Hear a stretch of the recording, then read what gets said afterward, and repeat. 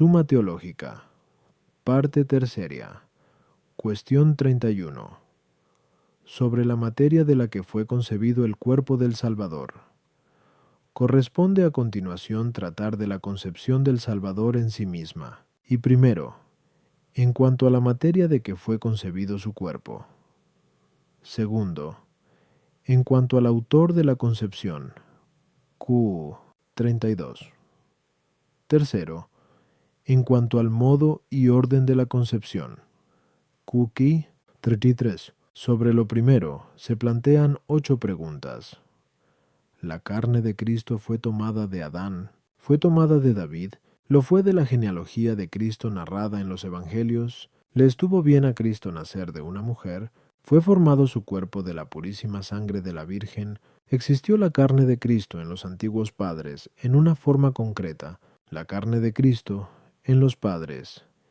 ¿Estuvo sujeta al pecado? Pagó el diezmo en la persona de Abraham. Artículo 1. ¿La carne de Cristo fue tomada de Adán? Lat. Objeciones por las que parece que la carne de Cristo no fue tomada de Adán. Juan, porque dice el apóstol en 1 Cor 15:47, el primer hombre, hecho de tierra, es terreno. El segundo, que procede del cielo, es celestial, pero el primer hombre es Adán. El segundo, Cristo. Luego Cristo no viene de Adán, sino que tiene un origen distinto.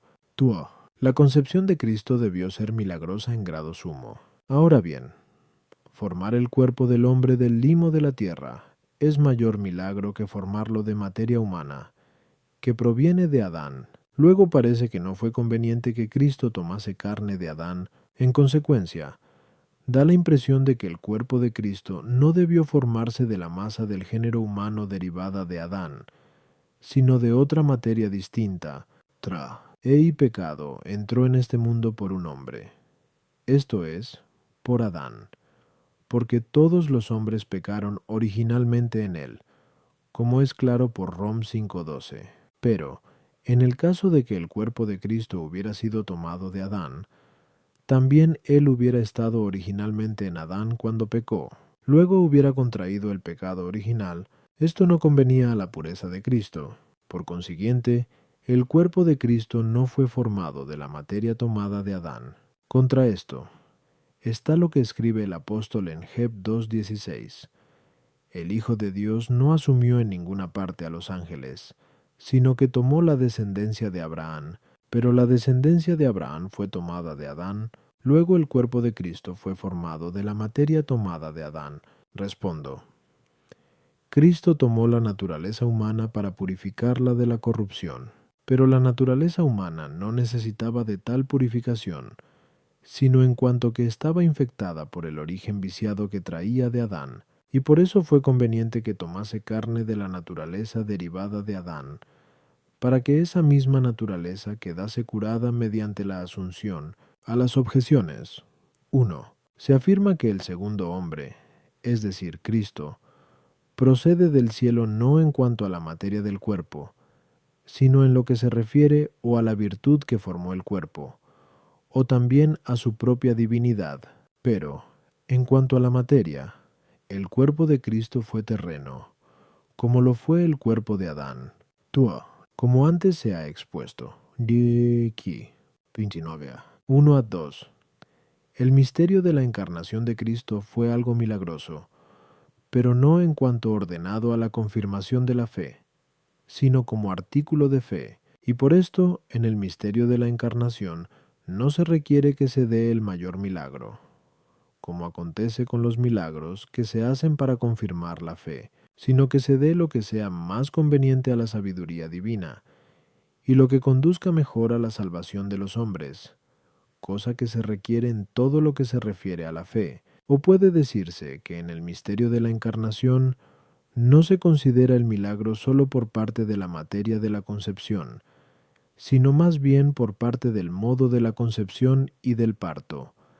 Esto es, porque una virgen concibió y dio a luz a Dios. Como antes quedó establecido, Sotin Tarakunt 15a, 1-2.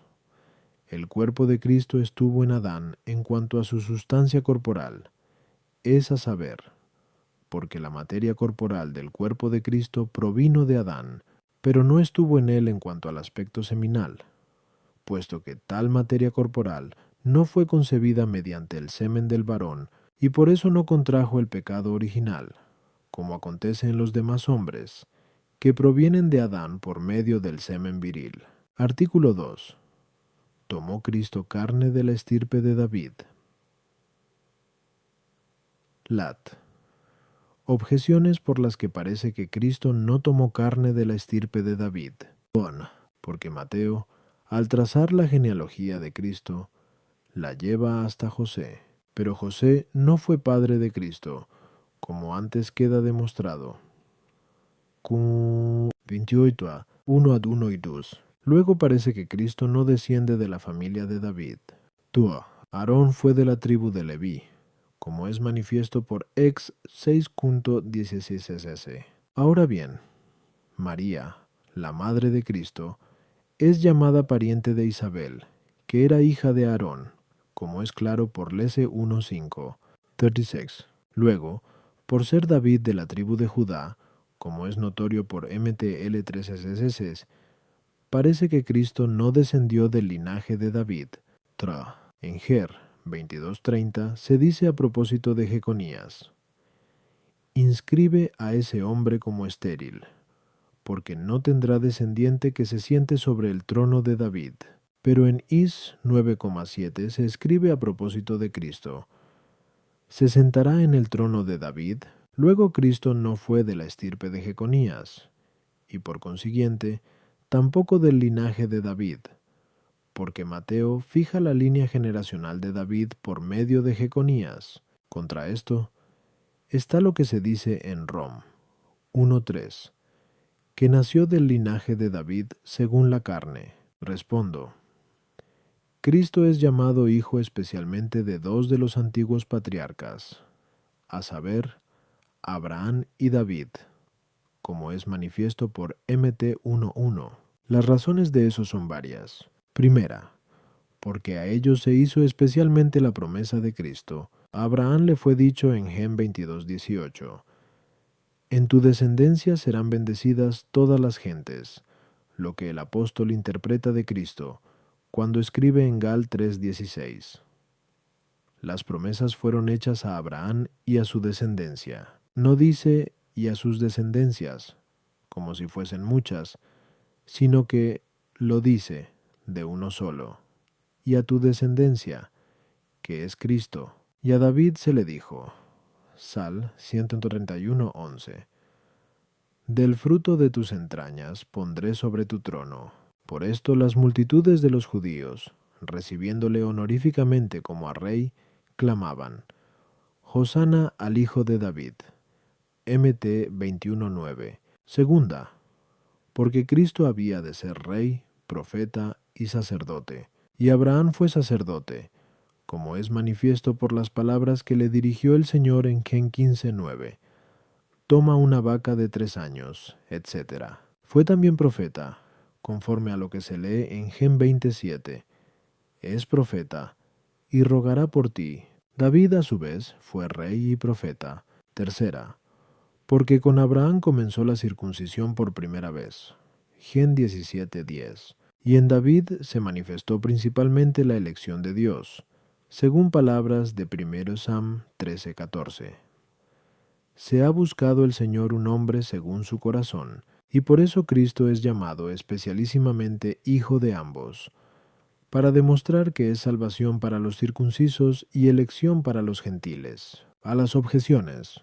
1. Esta objeción proviene de Fausto Maniqueo I, que intenta demostrar que Cristo no es hijo de David, porque no fue engendrado por José, hasta el que Mateo prolonga la genealogía, a lo que, a su vez, responde Agustín en el libro 23 contra Faustum, diciendo el mismo evangelista que José es el esposo de María, que la madre de Cristo es virgen y que Cristo es de la descendencia de David.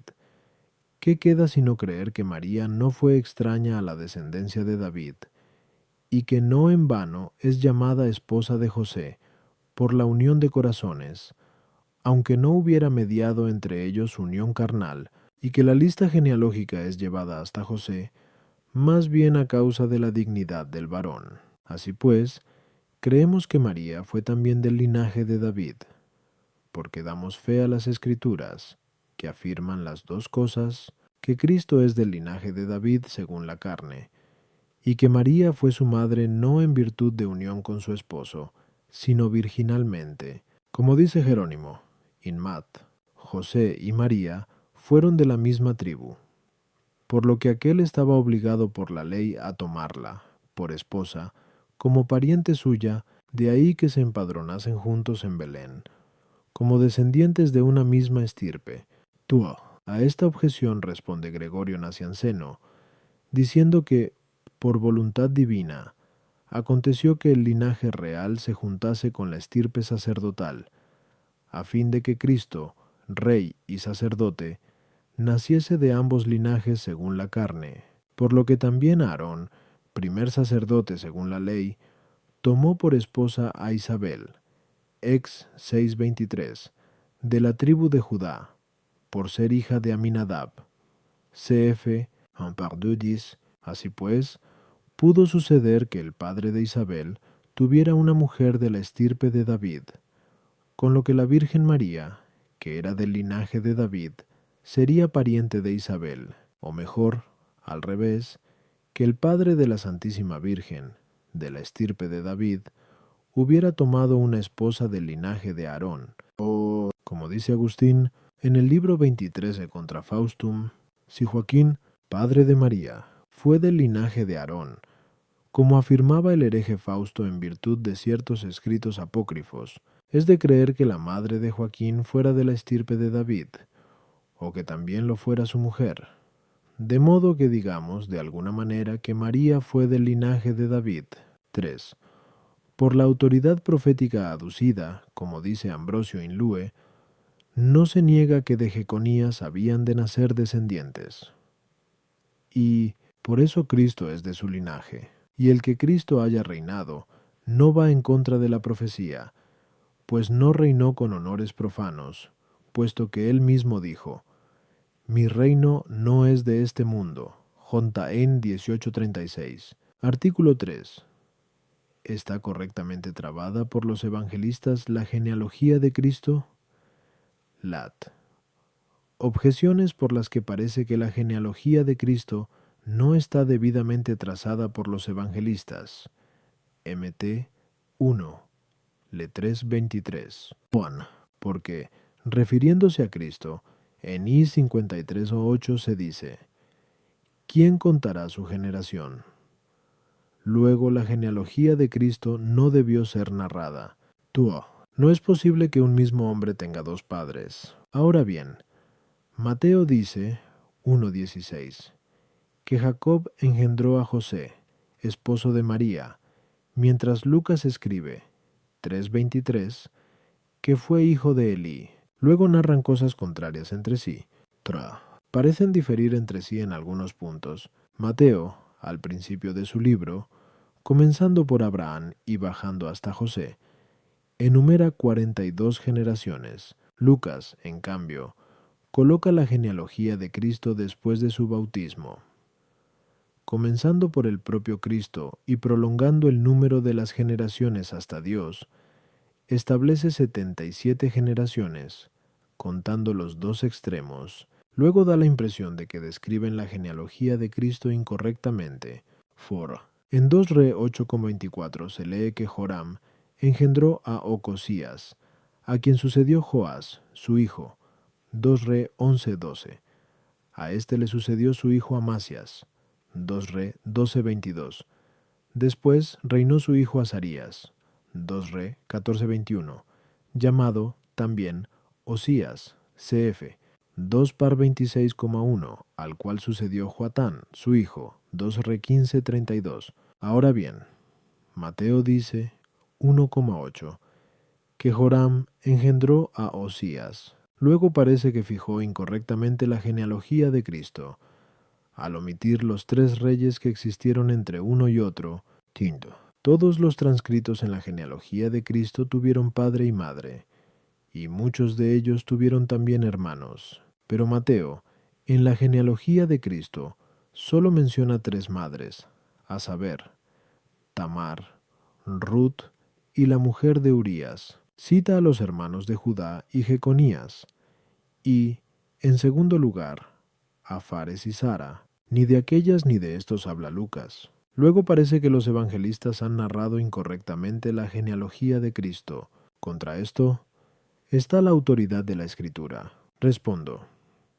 Como se escribe en Dustim 3:16, toda escritura sagrada es divinamente inspirada. Ahora bien, las cosas que hace Dios están perfectísimamente ordenadas, según palabras de Rom 13:1. Lo que procede de Dios está en orden, por lo que la genealogía de Cristo está dispuesta por los evangelistas en el orden debido a las objeciones. 1. Como escribe Jerónimo Inmat, a Isaías habla de la generación de la divinidad de Cristo. Mateo, en cambio, describe su generación humana. No, por cierto, explicando el modo de la encarnación, porque también eso es inefable, sino enumerando los antepasados de los que Cristo procede según la carne. A esta objeción, interpuesta por Juliano el Apóstata, se han dado distintas respuestas. Unos, como escribe Gregorio Nacianceno, sostienen que ambos evangelistas mencionan los mismos personajes, aunque bajo nombres diferentes, como si la misma persona tuviese 2 nombres. Pero esto carece de fundamento, porque Mateo menciona un hijo de David, es a saber, Salomón, mientras que Lucas cita a otro, Natán, los cuales, según la historia del libro de los reyes, cf. 2 Sam 5:14, consta que fueron hermanos. Por eso dijeron otros que Mateo ha transmitido la verdadera genealogía de Cristo, mientras que Lucas consigna la putativa, por lo que comienza, Leque 3:23. Según se creía, hijo de José, había entre los judíos quienes pensaban que Cristo había de nacer de David, pero no por línea real, a causa de los pecados de los reyes de Judá, sino por otra línea de hombres particulares. Otros han enseñado que Mateo consignó los padres carnales, mientras que Lucas nos ofrece los espirituales, es decir, los varones justos que son llamados padres por semejanza en la virtud, pero en el libro de Quest, Nofi, Yvette, Test, se responde que no debe entenderse que Lucas llame a José hijo de Elí, sino que Elí y José, en tiempos de Cristo, fueron descendientes de David de diverso modo, y por eso se dice de Cristo, Leque 3:23, que se le creía hijo de José, y que el propio Cristo también fue hijo de Elí, como si dijera que Cristo, por la misma razón que se llama hijo de José, podría ser llamado hijo de Elí, y de cuantos descienden de la estirpe de David, como escribe el apóstol en Rom 9:5, de los cuales, es a saber, de los judíos, procede Cristo según la carne. Sin embargo, Agustín, en el libro de Quest, Evan, ofrece 3 soluciones a la cuestión, diciendo: caben 3 posibilidades, de las que el evangelista siguió una, o un evangelista llama padre de José a quien le engendró, y otro da tal nombre al abuelo materno o a uno de los ascendientes consanguíneos, o uno era el padre natural de José, y otro lo era adoptivo, o, conforme a la costumbre de los judíos, por haber muerto uno sin descendencia, tomando la viuda un pariente, engendró, en ella, un hijo que destinó al pariente, muerto, lo que equivale a una especie de adopción legal, como dice el mismo Agustín en el segundo de Consensuevang. Y esta última solución es la más cierta. También opta por ella Jerónimo, Inmat, y Eusebio de Cesarea, en su Eclesiástica Historia, dice que esto es lo enseñado por un historiador africano. Sostienen, pues, que Matan y Melqui, en distintas fechas y de una misma esposa, llamada Esta, tuvieron un hijo cada uno, como Matán, que desciende por medio de Salomón, la tomó primeramente por mujer y, después de tener de ella un hijo llamado Jacob, se murió, al no prohibir la ley a la viuda casarse con otro hombre, tomó a ésta por mujer Melqui, de la misma estirpe que Matan, por ser de la misma tribu, aunque no del mismo linaje, y tuvo de ella un hijo llamado Elí, y, de esta manera, Jacob y Elí resultan hermanos uterinos, aunque procedan de padres distintos. Uno de ellos, Jacob, tomando por imperativo de la ley la mujer de su hermano Elí, que había muerto sin hijos, engendró a José, hijo suyo por naturaleza, pero hijo de Elí según un precepto legal. Y por esto dice Mateo que Jacob engendró a José. MT 1:16. En cambio, Lucas, al describir la generación legal, no dice que Jacob haya engendrado hijo alguno, y aunque el Damasceno diga que la Santísima Virgen María estaba emparentada con José al proceder éste de Elí por vía paterna, porque sostiene que aquella descendía de Melqui, más bien se ha de creer que María traiga también su origen de Salomón de algún modo, por medio de los antepasados que enumera Mateo, que es quien se dice que describe la genealogía carnal de Cristo, sobre todo al afirmar Ambrosio que Cristo descendía del linaje de Jeconías. Como expone Agustín en el libro de Consensuevang, Mateo se había propuesto darnos a conocer la dignidad real de Cristo. Lucas, en cambio, la sacerdotal, por lo que en la genealogía de Mateo está figurada la asunción de los pecados por Jesucristo el Señor, es a saber, en cuanto que por su origen carnal tomó la semejanza de la carne del pecado.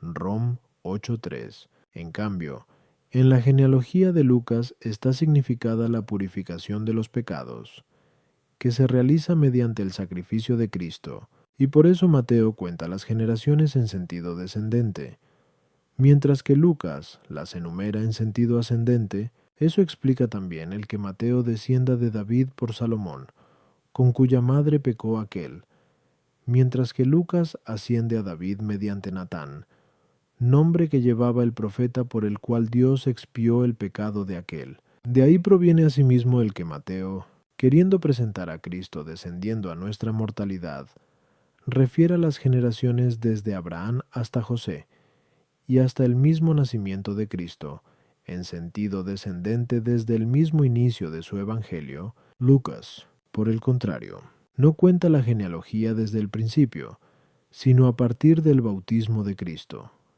y no en sentido descendente, sino ascendente, como señalando al sacerdote que había de expiar los pecados cuando Juan dio testimonio, diciendo, JN 1:29, He aquí el que quita el pecado del mundo. Subiendo pues, pasa de Abraham y llega a Dios, con quien, una vez purificados y expiados, nos reconciliamos, y con razón se fijó en el origen de la adopción, ya que por ella somos hechos hijos de Dios, mientras que por la generación carnal, el Hijo de Dios se hizo hijo del hombre. Ha demostrado, pues, suficientemente que no llamó a José hijo de Elí porque éste le hubiera engendrado, sino porque le adoptó, puesto que llamó hijo de Dios al mismo Adán, habiendo sido éste hecho por Dios. También el número cuadragenario concierne al tiempo de la vida presente a causa de las 4 partes del mundo,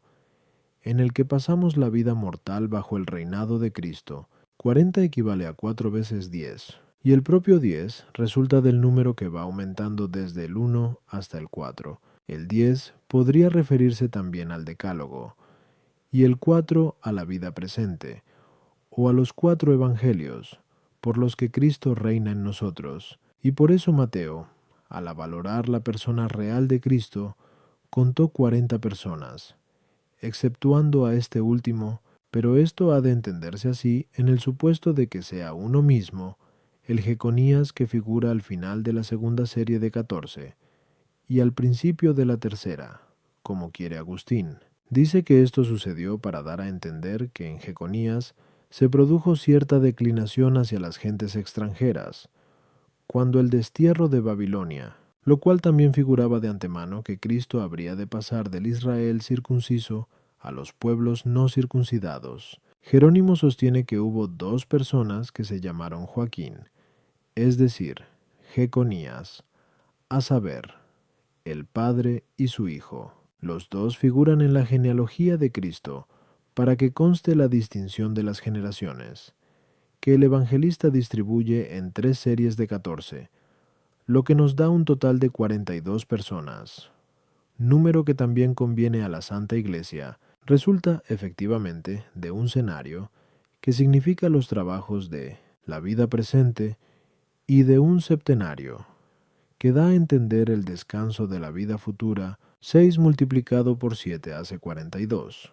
El mismo 14, que resulta de sumar 10 y 4, puede tener la misma significación que la asignada al 40, que proviene de los mismos números por multiplicación. En cambio, el número utilizado por Lucas en la genealogía de Cristo significa la universalidad de los pecados. La decena, en cuanto número representativo de la justicia, se manifiesta en los 10 preceptos de la ley. El pecado es la transgresión de la ley, y el 11 es la transgresión del número 10, y el septenario significa la universalidad, porque todo el tiempo discurre a lo largo de 7 días. 7 veces 11 son 77, y de este modo se da a entender la universalidad de los pecados, que son quitados por Cristo. Foro. Como expone Jerónimo Inmat, el rey Joram se unió a la familia de la impíísima Jezabel, por lo cual su memoria se borró hasta la 3.ª generación, para que no figurase en la serie santa de la Natividad, y así, como dice el Crisóstomo, cuanta fue la bendición dispensada a Jehú, por haber ejercido la venganza sobre la casa de Acab y Jezabel, tanta es la maldición para la casa de Joram, a causa de la hija del inicuo Acab y de Jezabel, que sus hijos son eliminados del catálogo de los reyes hasta la 4.ª generación, como está escrito en Ex 20:5. Castigaré el pecado de los padres en los hijos hasta la 3.ª y 4.ª generación. Ha de observarse que hubo otros reyes que también fueron pecadores, y figuran en la genealogía de Cristo porque su impiedad no fue continua, pues, como se dice en el libro Quaest, Noviet vet, test.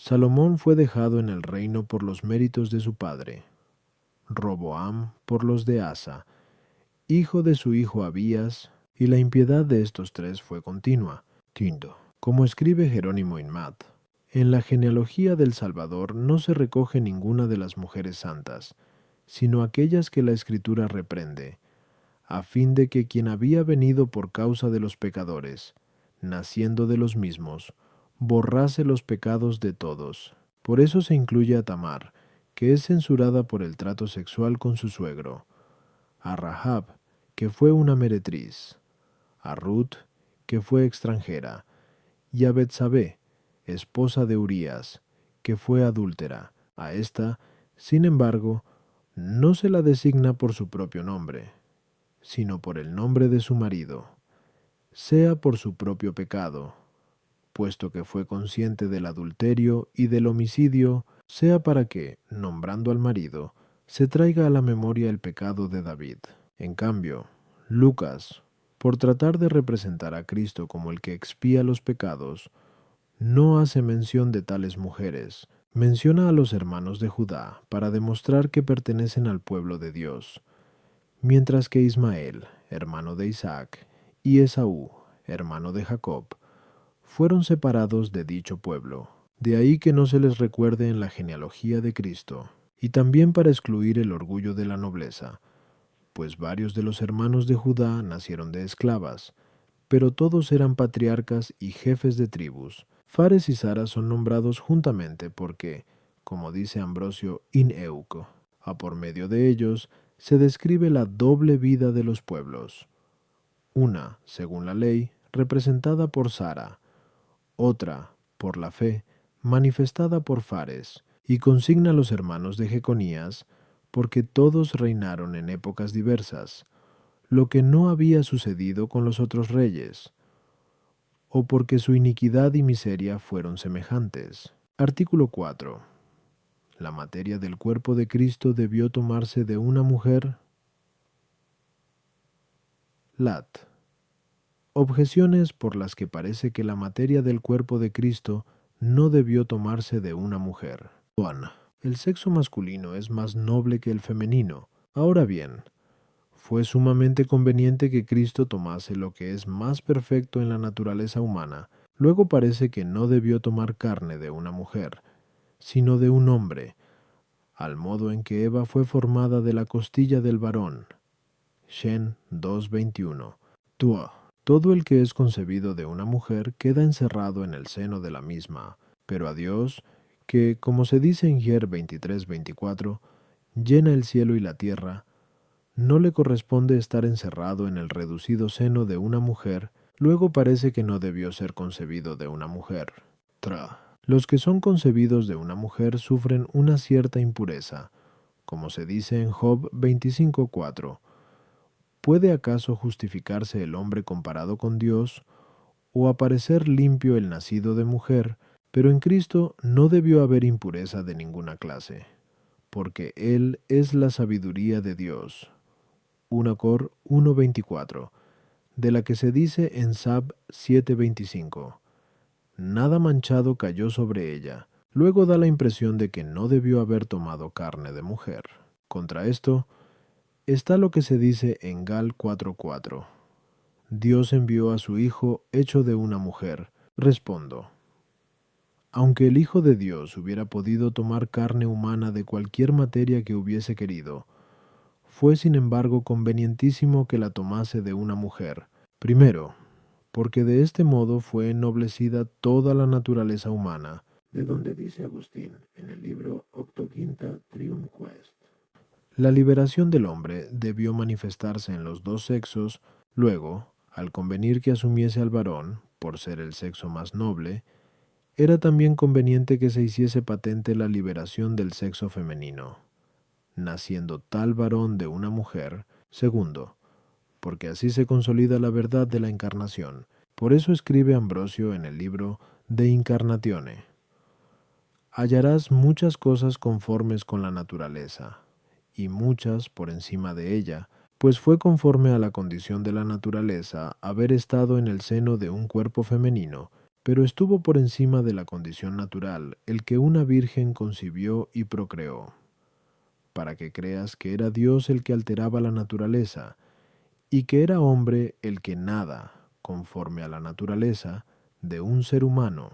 Y Agustín, en la Epístola Ad Volusianum, dice: si Dios omnipotente hubiera creado un hombre, formado en cualquier parte, y no del seno de una mujer, presentándolo de improviso a las miradas de los hombres, ¿no hubiera confirmado una opinión errónea? ¿Y no se hubiera creído que no tomó la naturaleza humana en modo alguno, y al hacer cosas maravillosas, no hubiera destruido lo que hizo misericordiosamente? En cambio, ahora, de tal manera se ha manifestado como mediador entre Dios y el hombre, que, juntando en la unidad de la persona ambas naturalezas, sublimó lo ordinario con lo insólito, y moderó lo insólito con lo ordinario. Tercero, porque de esta manera se completa toda la diversidad de la generación humana. En efecto, el primer hombre fue creado del limo de la tierra. Gen 2,7. Sin varón ni mujer. Eva fue hecha del hombre sin la mujer. Gen 2,22. Y los demás hombres son engendrados por el hombre y la mujer, de donde quedaba un cuarto modo como propio de Cristo, el nacer de la mujer sin el varón. A las objeciones. 1. El sexo masculino es más noble que el femenino. Por eso tomó la naturaleza humana en el sexo masculino. Sin embargo, para que el sexo femenino no fuese tenido en poco, fue conveniente que tomase carne de una mujer, por lo que dice Agustín en el libro De Agone Cristiano: hombres, no os despreciéis a vosotros mismos. El Hijo de Dios tomó la naturaleza del varón. Mujeres, no queráis teneros en poco. El Hijo de Dios nació de una mujer. Tuo. Como escribe Agustín en el libro 23 contra Faustum, que alegaba esta objeción, la fe católica, que cree que el Hijo de Dios nació de una virgen según la carne, en modo alguno encerró ciertamente a ese mismo Hijo de Dios en el seno de una mujer, de manera que no estuviera fuera, como si hubiese abandonado el gobierno del cielo y de la tierra, como si se hubiera apartado del Padre. Pero vosotros, los maniqueos, con ese corazón con el que no podéis pensar nada fuera de las imágenes corporales, no entendéis esto de ningún modo. Y, como escribe en la epístola Ad Volusianum, tal es el sentido de estos hombres que no alcanzan a pensar sino los cuerpos, de los que ninguno puede estar en todas partes enteramente, porque es necesario que, debido a sus innumerables partes, otro ocupe distinto lugar. La naturaleza del alma es muy diferente de la del cuerpo. ¿Cuánto más lo será la de Dios, que es el creador del alma y del cuerpo? Sabe estar todo en todas partes y no ser contenido por ninguna. Sabe venir sin apartarse de donde estaba. Sabe marcharse sin dejar el lugar a donde había venido. 3. En la concepción del hombre por una mujer no hay nada inmundo, en cuanto que es obra de Dios. Por eso se dice en Act 10:15, lo que Dios ha creado, tú no lo llames común, es decir, impuro. Hay, sin embargo, en este caso una impureza que proviene del pecado, al ser uno concebido con deleite por la unión del varón y la hembra. Pero esto no aconteció con Cristo, como antes se ha demostrado. Quas 28a. No obstante, si en eso hubiera alguna impureza, no sería contaminado por ella el verbo, porque no es mutable en modo alguno, de donde dice Agustín en el libro Contra Quinqué a Hereses. Dice Dios, creador del hombre, ¿qué es lo que te inquieta respecto de mi nacimiento? Yo no he sido concebido con la pasión libidinosa, yo hice a la madre de la que había de nacer. Si el rayo de sol sabe secar las inmundicias de las cloacas, no conoce la contaminación de las mismas. Mucho más el resplandor de la vida eterna puede purificar cualquier parte que irradie, sin que él pueda contaminarse. Artículo 5. La carne de Cristo fue concebida de la purísima sangre de la Virgen. Lat. Objeciones por las que parece que la carne de Cristo no hubiera sido concebida de la purísima sangre de la Virgen. Juan. Se dice en una colecta que Dios quiso que su verbo tomase carne de la Virgen, pero la carne es diferente de la sangre. Luego el cuerpo de Cristo no fue tomado de la sangre de la Virgen.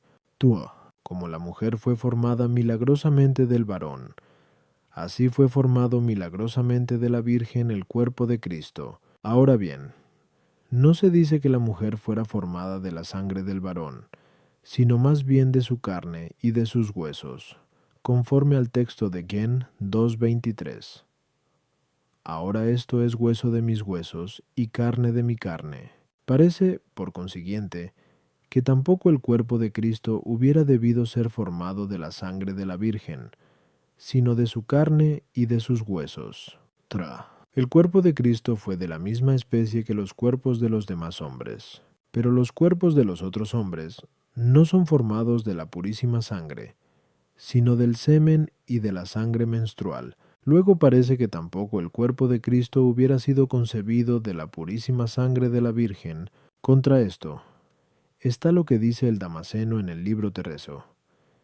El Hijo de Dios formó para sí mismo una carne animada de alma racional de la casta y purísima sangre de la Virgen.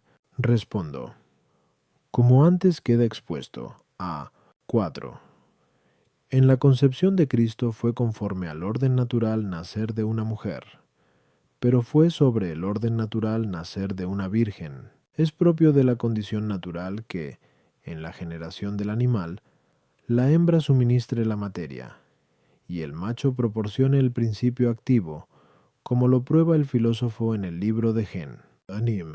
La mujer que concibe de varón no es virgen, y por eso es propio del modo sobrenatural de la generación de Cristo, que el principio activo de la misma fuera la virtud sobrenatural divina, pero pertenece al modo natural de su generación, que la materia de que fue concebido su cuerpo sea conforme a la materia que suministran las demás mujeres para la concepción de la prole. Tal materia, según el filósofo en el libro de Gen Anim, es la sangre de la mujer, pero no cualquier sangre, sino aquella que, a través de una mejor elaboración por la virtud generativa de la madre, se convierte en materia apta para la concepción y por eso el cuerpo de Cristo fue concebido de una materia semejante. A las objeciones.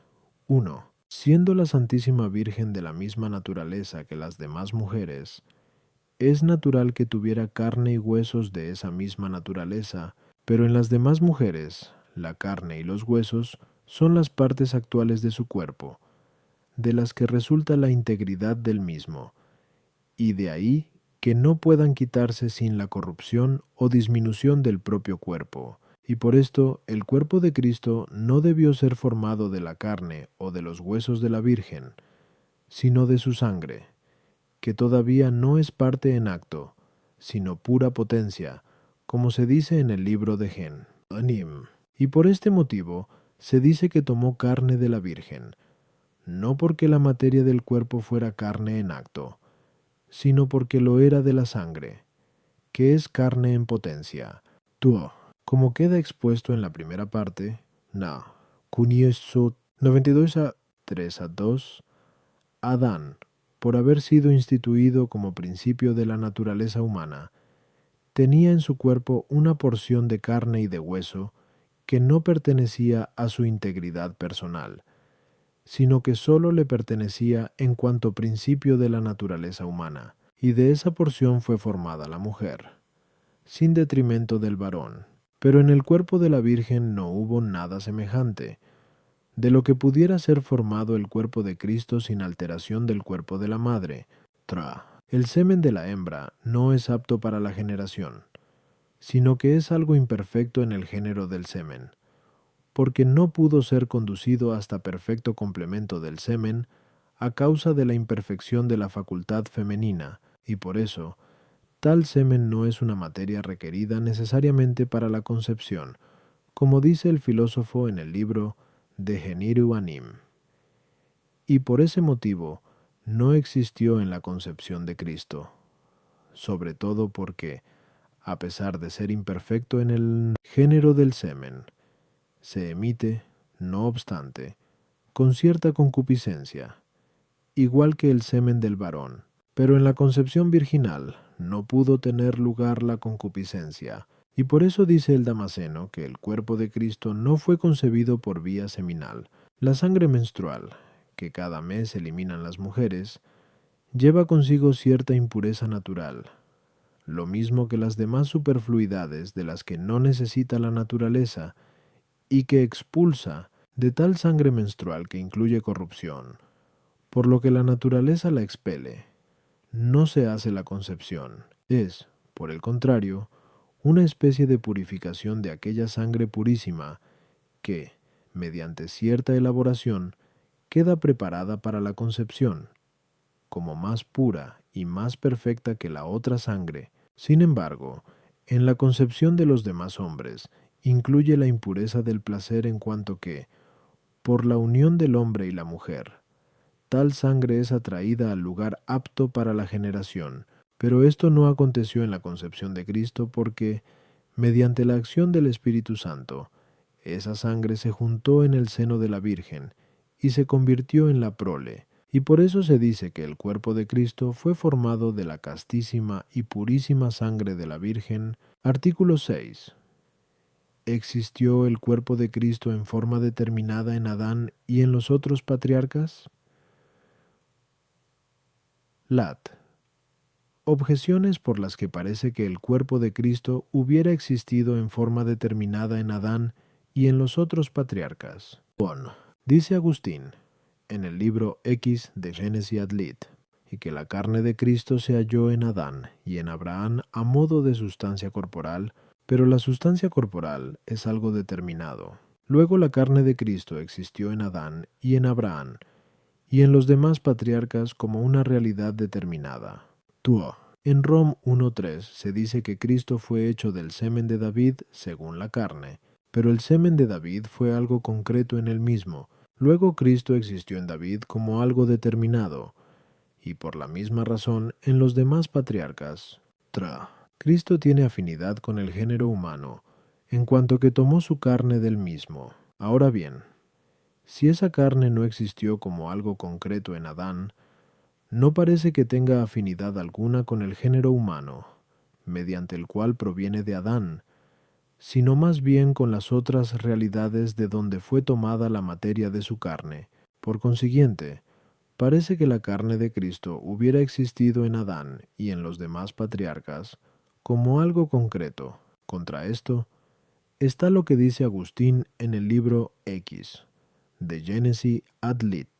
De cualquier modo que Cristo haya estado en Adán y en Abraham, allí estuvieron los demás hombres.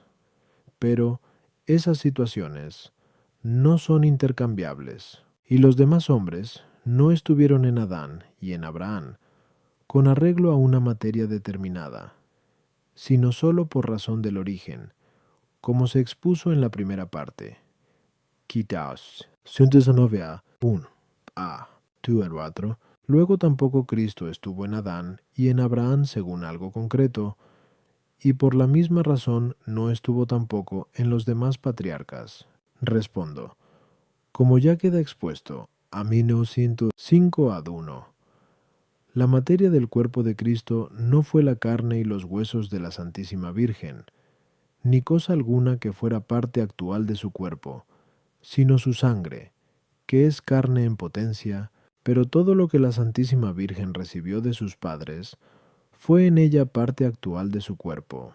Por consiguiente, lo recibido por la Santísima Virgen de sus padres no fue materia del cuerpo de Cristo, y por eso es preciso decir que el cuerpo de Cristo no existió en Adán y en los demás patriarcas en forma concreta, es a saber, de modo que alguna porción del cuerpo de Adán o de algún otro pudiera designarse determinadamente, diciendo que de esa materia será formado el cuerpo de Cristo, sino que Cristo existió en Adán por razón del origen, igual que la carne de los demás hombres. El cuerpo de Cristo guarda relación con Adán y con los demás patriarcas mediante el cuerpo de su madre, por lo que el cuerpo de Cristo no estuvo en los patriarcas de manera distinta del modo en que lo estuvo el cuerpo de su madre, el cual no se halló en los patriarcas como materia determinada, igual que los cuerpos de los demás hombres, como quedó dicho en la primera parte.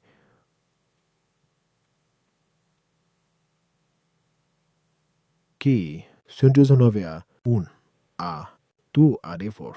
A las objeciones. 1.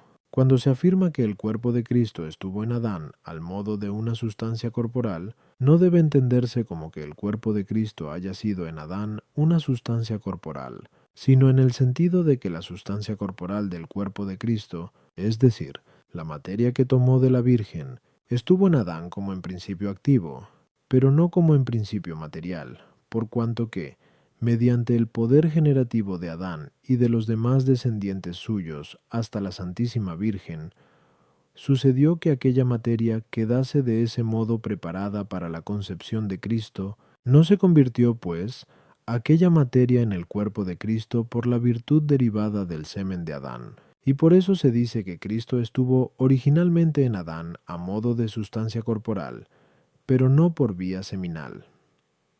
2.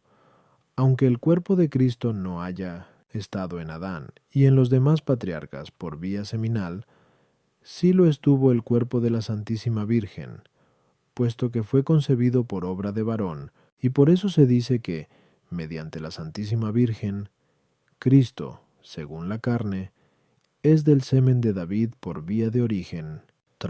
Cristo tiene afinidad con el género humano por la semejanza específica, pero la semejanza específica no se establece de acuerdo con la materia remota, sino conforme a la materia próxima y según el principio activo, que engendra un ser semejante a sí en la especie. Así pues, la afinidad de Cristo con el género humano se salva suficientemente por el hecho de que su cuerpo fue formado de la sangre de la Virgen, que trae su origen de Adán y de los demás patriarcas, y no afecta a esta afinidad de donde quiera que haya sido tomada la materia de esa sangre, como no hace al caso en la generación de los demás hombres, según se ha dicho en la primera parte.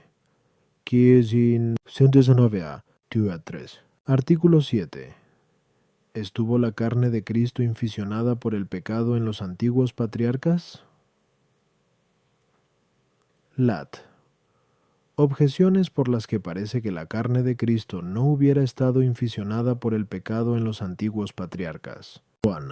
Porque en Sab 7:25 se dice que en la sabiduría divina no hay nada manchado, pero Cristo es la sabiduría de Dios, como se afirma en 1 Cor 1:24. Luego la carne de Cristo jamás estuvo manchada por el pecado.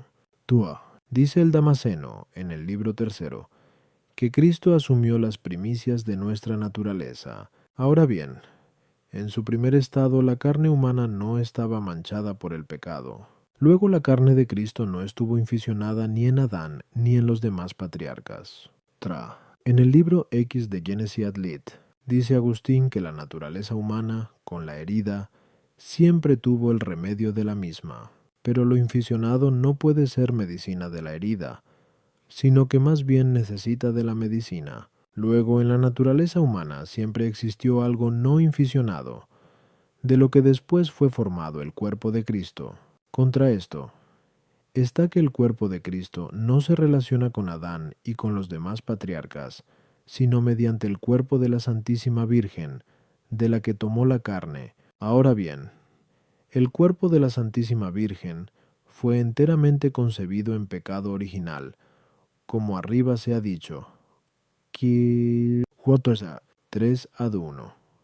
Y así también, en cuanto existente en los patriarcas, estuvo sujeto al pecado. Luego la carne de Cristo, conforme a su existencia en los patriarcas, estuvo sujeta al pecado. Respondo, cuando afirmamos que Cristo, o su carne, estuvo en Adán y en los otros patriarcas, le confrontamos a él o a su carne con Adán y los demás patriarcas. Pero es manifiesto que una fue la condición de los patriarcas y otra la de Cristo, pues los patriarcas estuvieron sujetos al pecado, mientras que Cristo fue totalmente inmune del mismo. Ocurre, pues, que en esta comparación se yerra de dos modos. Uno, atribuyendo a Cristo o a su carne la condición que se dio en los patriarcas. Por ejemplo, si decimos que Cristo pecó en Adán porque, de algún modo, existió en él, esto es falso, porque Cristo no estuvo en Adán de un modo en que pudiera extenderse hasta él la falta de este último, ya que no procede de él en virtud de la ley de la concupiscencia o por vía seminal, como antes hemos dicho. A. 1-3. A. 6-1.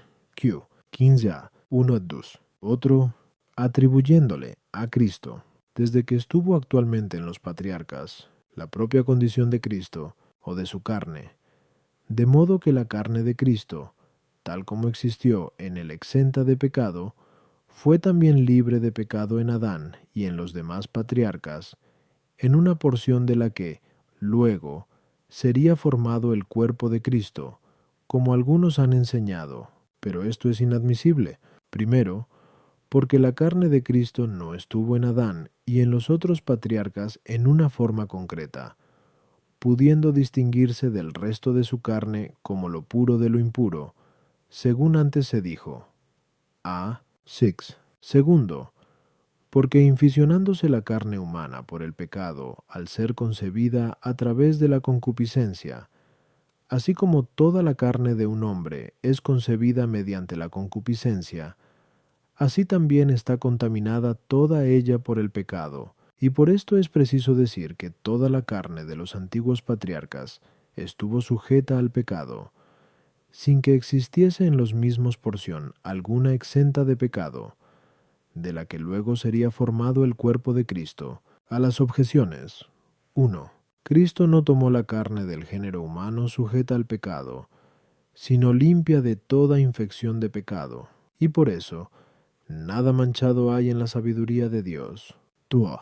A la segunda hay que decir, se afirma que Cristo tomó las primicias de nuestra naturaleza en cuanto a la semejanza de la condición, es a saber, porque tomó una carne no inficionada por el pecado, como había sido la carne del hombre antes del pecado. Pero esto no se entiende conforme a una continuación de la pureza, de modo que aquella carne del hombre limpio se conservase inmune de pecado hasta la formación del cuerpo de Cristo. 3. En la naturaleza humana, antes de Cristo, existía en acto una herida, esto es, la infección del pecado original, pero, en tales circunstancias, no existía la medicina en acto, sino sólo en cuanto a la potencia generativa, según que de aquellos patriarcas había de propagarse la carne de Cristo. Artículo 8. ¿Pagó Cristo los diezmos en la potencia generativa de Abraham? Lat. Objeciones por las que parece que Cristo pagó los diezmos en la potencia generativa de Abraham. Bon. Porque en Heb 7:9-10 dice el apóstol que Leví, bisnieto de Abraham, pagó el diezmo en Abraham, puesto que cuando éste dio el diezmo a Melquisedec, Leví se hallaba todavía en sus entrañas. Igualmente estaba Cristo en las entrañas de Abraham cuando éste dio el diezmo, luego también el mismo Cristo pagó el diezmo en Abraham. Tua. Cristo es de la estirpe de Abraham según la carne que tomó de su madre, pero su madre pagó el diezmo en Abraham. Luego, por la misma razón, lo pagó Cristo. Tra. Pagaba el diezmo en Abraham lo que necesitaba de curación, como dice Agustín en el libro de X, de Génesis ad lit, y necesitaba de curación toda carne sujeta al pecado. Luego, por haber estado la carne de Cristo sujeta al pecado, como antes se ha dicho, a 7, parece que pagó el diezmo en Abraham. For. Esto no rebaja en modo alguno la dignidad de Cristo. Efectivamente, nada impide que, por pagar el padre de un pontífice el diezmo a un sacerdote, su hijo sea un pontífice mayor que el simple sacerdote. Por consiguiente, al decir que Cristo pagó el diezmo cuando Abraham lo dio a Melquisedec, no por eso queda excluido el que Cristo sea mayor que Melquisedec. Contra esto está lo que dice Agustín en el libro X, de Génesis ad lit. Cristo allí, esto es, en Abraham, no pagó el diezmo, puesto que su carne no trajo de allí el ardor de una herida, sino la materia de un remedio. Respondo. Según la intención del apóstol, Heb 7:6, es preciso decir que Cristo no pagó el diezmo en la potencia generativa de Abraham. Demuestra el apóstol, efectivamente, que el sacerdocio según el rito de Melquisedec es más grande que el sacerdocio levítico por el hecho de haber dado a Abraham el diezmo a Melquisedec cuando todavía estaba en sus entrañas. Leví, a quien pertenece el sacerdocio legal, pero, de haber pagado Cristo el diezmo en Abraham, su sacerdocio no sería según el rito de Melquisedec, sino inferior al sacerdocio de Melquisedec, y por eso es necesario decir que Cristo no pagó el diezmo en la potencia generativa de Abraham, como lo pagó Leví, también, porque quien paga el diezmo retiene para sí 9 partes, y entrega a otro la 10ª, que es un signo de perfección, en cuanto que, de algún modo, es el término de todos los números que se suceden hasta el 10. De ahí que quien paga el diezmo declara que es imperfecto y reconoce a otro la perfección. Y la imperfección del género humano proviene del pecado, que necesita de la perfección de aquel que cura el pecado. Ahora bien, curar el pecado es exclusivo de Cristo, porque Él es el Cordero que quita el pecado del mundo, como se dice en Juan 1:29. Ahora bien, Melquisedec era figura suya, como prueba el apóstol en Heb 7, por el hecho, pues, de haber dado a Abraham a Melquisedec el diezmo, figuró de antemano que él, como concebido en pecado, y todos los que de él habían de descender de modo que contrajesen el pecado original, necesitan de la curación que viene por medio de Cristo. Isaac, Jacob, Leví y todos los demás, de tal modo estuvieron en Abraham, que descendieron de él no sólo según la sustancia corporal, sino también según la vía seminal, mediante la cual se contrae el pecado original, y, por ese motivo, todos pagaron el diezmo en Abraham. Es decir, prefiguraron que necesitaban de la curación que viene por Cristo. Solamente Cristo estuvo en Abraham de tal manera que no descendiese de él por vía seminal, sino conforme a la sustancia corporal, y por eso no estuvo en Abraham como quien necesita de curación, sino más bien como medicina de la herida, y por lo mismo no pagó el diezmo en las entrañas de Abraham. A las objeciones. 1. Da resuelta por lo que se acaba de exponer. Tua. La Santísima Virgen, por haber sido concebida en pecado original, estuvo en Abraham como quien necesita de curación, y por eso pagó allí el diezmo, como el que desciende del patriarca por vía seminal, pero no acontece así con el cuerpo de Cristo, como se ha dicho. En la Sol.